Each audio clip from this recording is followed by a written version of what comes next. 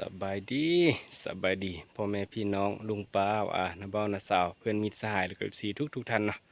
มามื้อนี้พบกับข้าพระเจ้าคือเก่านะพี่น้องเนาะพา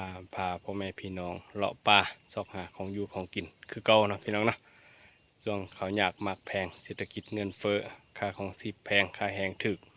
หาอย่างใดก็หาไปเพื่อความอยู่รอดเพื่อแบ่งเบาภาระเนาะพี่น้องเนาะมาบ่หลายอย่าหามาแรงมื้อนี้ลุยนำกันว่าจะมานหรือบ่มานจะได้ยังแน่ลุยนำกันพี่น้องมานแล้วพี่น้องก่อนนกเป่าอยู่บนต้นนั้น2 บาทเดี๋ยวไปเบิ่งนำกันมาไก่เตับ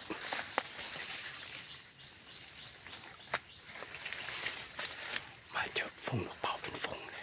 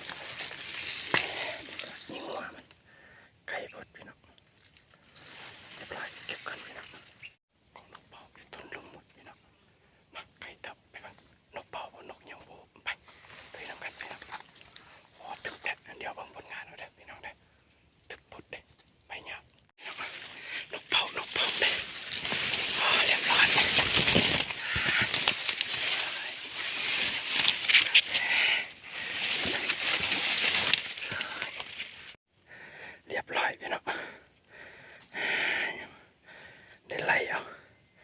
ยังอยู่ทางบนลงมาตกมาไล่เอาตึบทำงานมื้อนี้พี่เนาะพอได้กินนกเป่า2 แต้มนกน้อยนี่กันนอโอ้หลายเติบ